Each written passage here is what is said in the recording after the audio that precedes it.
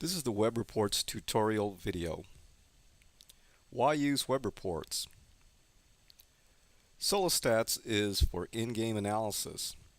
Once you've had several matches worth of stats, you really need WebReports. WebReports provides comprehensive reports. Review your players by skill, rotation, opponent, and tournaments. To link your SoloStats 1-3 app to WebReports, go to the Matches page and then click on the green Consolidated Stats button. Now on the left side, you can create a new account by entering your first name, last name, email, password, or if you happen to already have a Rotate 123 account, just enter your email for that account and the password and log in. While it's nice to use the iPad to look at web reports, it's actually more convenient to use your computer. Go to the Rotate 123 site and press the login button at the top right. Log into your account.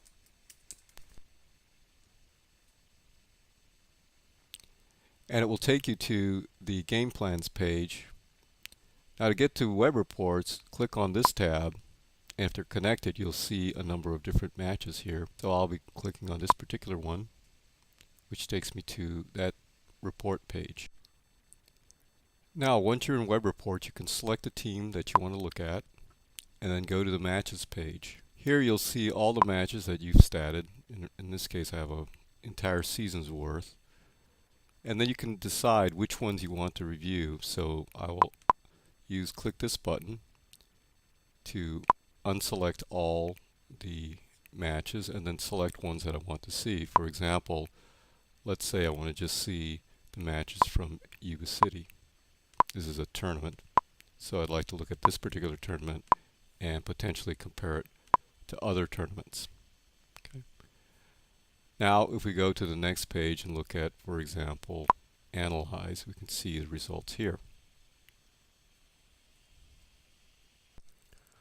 The summary page is a good place to start your analysis. This is where you can look at the plus-minus points that each player is contributing.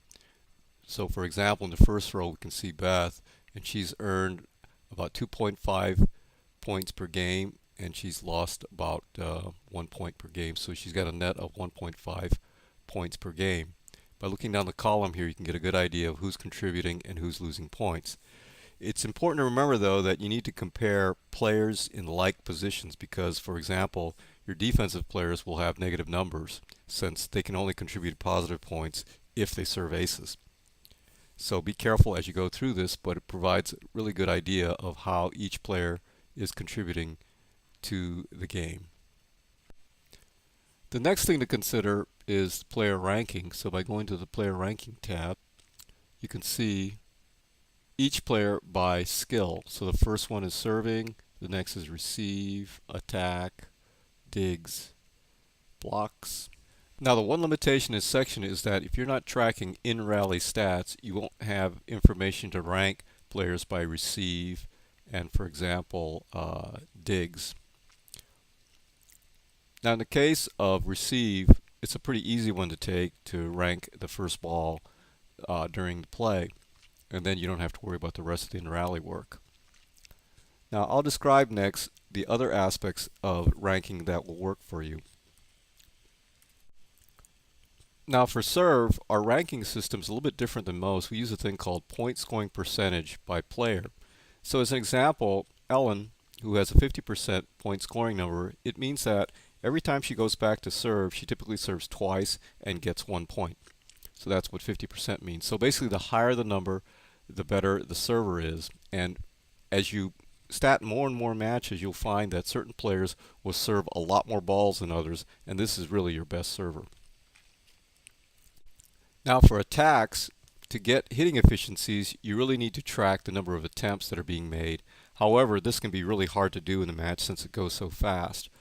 We provide a different statistic called net attack points per game. Let's compare the two stats. The first one is hitting efficiency, which is calculated as kills minus errors over attempts. The number we're using is called net attack points per game, which is kills minus errors per game. So you notice that the numerator is the same in both cases, which means that a poor hitter is near zero in either case, since the kills are either equal to errors or maybe even less than errors and provides like a negative number. Now what we did was we compared data over a 2-day tournament and looked at hitting efficiency versus net attack points per game. And you notice in the table on the right that the rank order of the players was actually the same. So you notice that Mel hit .259 and net attack points per game was 1.4 at the highest. Mel was followed by Zoe and so forth. Now these rank orders won't be precisely the same in both cases, but they're very close. And the key message is that all you're trying to do is rank your best hitter to your worst hitter and making sure that the best hitters are on the court at all times. So this is a good proxy for hitting efficiency without all the effort it takes to actually capture the data necessary to calculate hitting efficiency. Now once you've completed the analysis of your players' rankings by position and skills and made sure that you've got the right people in the right spot, if you go to the Analyze tab, you can actually look at how you're doing by rotation. So you see here, these are the serving rotations, and you've got some high and low numbers here as well. Below that, in receiving, you've got some high and low numbers. So for example, on your side out statistics here, look at this rotation number 6, it's 33%. By clicking on this row, it expands out, and you can see below, it'll give you exactly what's going on in that rotation. So you can see that you're getting about 2 kills there, and then you're also getting a block. But on the other side, you'll notice that there are a number of errors, and the key error seems to be receiving problems amongst these 3 players. Now one thing you can do is then review what's going on in that rotation, and maybe there's some communication issues between these 3 players that's leading to the low receive statistic.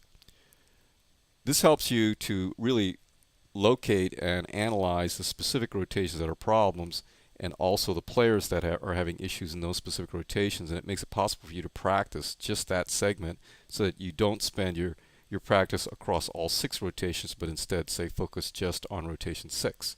That makes your practice process a lot more efficient and your learning speed a lot better, since you can do an entire hour, say, on that one rotation rather than spreading it across 6 rotations. You can also go to the Other Reports tab and review things with different cuts. So for example, these are by rotation, and it gives you detailed breakdowns all the way down to specific rotations and skills in those rotations.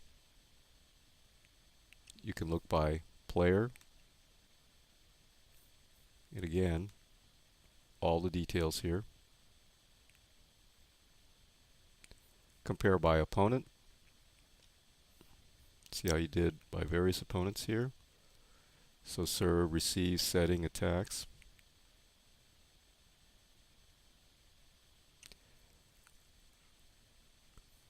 And then skills by players.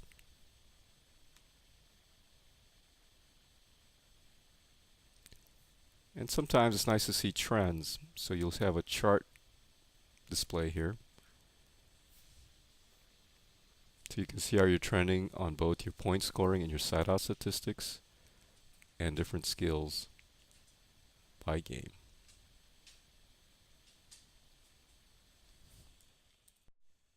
To review, WebReports provides a way to aggregate the entire season or a selection of games or matches. You can drill down by rotation to understand why you are succeeding or having issues. You can rank your players by skill, and you can understand who is earning and who is losing points for you.